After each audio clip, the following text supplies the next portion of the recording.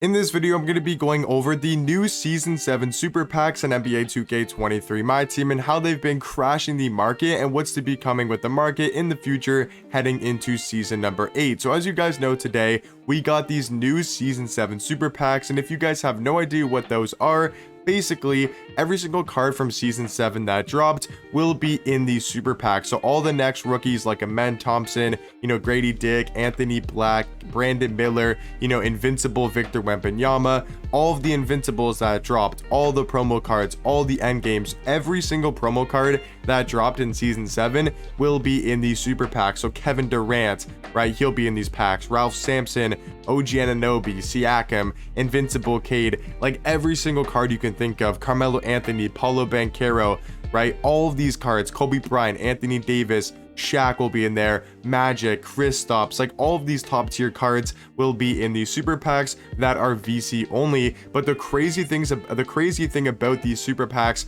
and the reason why the market's going to be crashing a ton right now, is because of the odds. If we look at the pack odds, we can see there is a 36% chance at a dark matter pull. That is the highest dark matters we've seen, like the highest dark matter odds we've seen the entire year. And then if we look at a 20 box, they're going to be 39% chance at a dark matter pull. So if you open up a 21 box, you have a chance, or a 20 box, whatever they're called, right? You have a chance of basically 40% to get a dark matter out of every single pack, and 36% from just a standard single pack. So that's why the market's going to be crashing for all of these cards in Season 7. It's not going to really have, too big of an effect on cards from Season 6 and Season 5, right? Like Radiant T-Mac won't be affected too much by this, right? This Yao Ming, the Galaxy Opal one, won't really have too big of an effect on these cards because they're not going to be in those packs, even though we can see Yao Ming right here.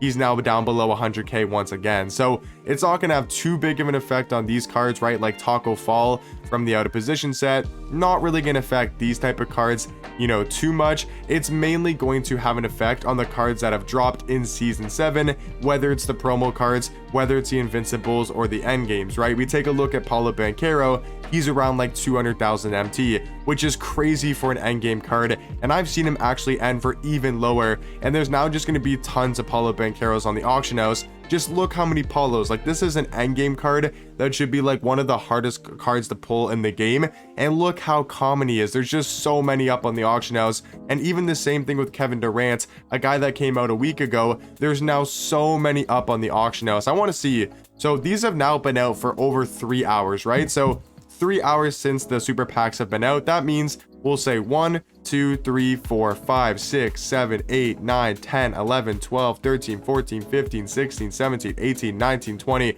You guys get the point. There's probably over 30 to 40 Kevin Durants, maybe even more, maybe 50 Kevin Durants being put up in the last 3 hours. That just shows, how many people are either panic selling their Kevin Durants, how many people are actually pulling Kevin Durants and listing them up on the auction house. And that means he's going to become so much more common and so much more cheaper. So if you guys want to buy any cards in the game that dropped in Season 7, right now is going to be the best time to do so. It's not going to have too big of an effect on a card like Victor Wembanyama because his Invincible is still easily the best card in the game. There just might be a couple more up on the auction house. Maybe his price goes down a tiny bit, but it's going to have a bigger effect on Invincible cards and just regular dark matters, from the promo sets. If we go quickly look in Season 7 and we look at a guy like Mark Eden, right? He was like 55 to 60k the last time I checked, the past couple of days. Right now, I think he's gone down a bit. He might be like 45, 50k. So cards like this will start slowly going down. Yeah, we can see 44k here for Mark Eden, and he'll just slowly trickle down in price. So that's why if you guys want to buy any of these cards that have dropped in Season 7, right now is going to be a great time to do so. Whether it's Invincibles, right? Like maybe you want Shaq. He's in that new Invincible option pack, and he's also in the super packs as well. And yes, it's still really hard to pull Invincibles. That's why like the main cards that will be dropping a ton are the cards from the actual promo set, is because they're a lot easier to pull on the auction house. But the reason why these cards become a lot cheaper is because a lot of people end up putting their cards because they panic sell, right? A lot of people panic sell, and that's the one thing I always try to tell you guys. Never panic sell. If you didn't sell on Sunday, even though I made that video, so if you guys saw that, you would have known to sold your cards on Sunday to try to save as much MT as possible. But if you're looking in your collection, you're seeing all your cards going down in value, let's just say hypothetically, don't sell your cards today. It's never a good idea to sell during a market crash, right? The market is crashing right now, going down, and will be down for probably the next couple of days. Easily on Monday, the market will be down the entire day, and then still probably most of Tuesday, the market's going to be a lot lower, but it will slowly rise back up on Wednesday and maybe Thursday morning. So if you guys have some of these cards and you're kind of panicking, don't panic sell, don't list up your invincibles, don't list up your top tier dark matters. Just hold on to those cards until about Wednesday, and that's going to be a better time to sell. You might not get as much as you would have done if you sold them on, Sunday or Saturday. You might not get as much, but you'll get a lot more, MT for your cards. And if you were to sell right now, because that's what a lot of people, do, at least that, that I know personally, some of my IRL friends, like they used to always do that in my team, where they would just see a market crash, like super packs or just crazy stuff happening in the mode, and they would just immediately sell their cards in their teams. And I'm like, what are you doing? Like, selling during a market crash is the worst thing possible you can do, unless you just want to lose MT, right? So the better thing to do is to wait till about Wednesday. Go ahead, sell your cards. Might not be able to make as much as you bought them for, or as much as you could have got on a Sunday when the market was at a pretty all-time high. Not all-time high, but was pretty high compared to where the market's been. You might not get as much, but you're still going to get a lot more MT than you would if you sold your cards right now. So that's also a piece of advice, a tip that I try to tell you guys in most of my market talks, is just never sell during a market crash. You want to sell when the market is higher. So now to talk about, stuff going in the future, what I could see happening with the market. So like I said, Tuesday, the market should be down the entire day, still be fairly cheap. And then on Wednesday, market will slowly start going back up. I think Wednesday night could be a decent time to sell cards, maybe Thursday morning / afternoon before we get the leaks. And then after we get the leaks for the new season on Thursday, I would say Thursday night, and then obviously going into Friday, that's when the market's going to be crashing like crazy.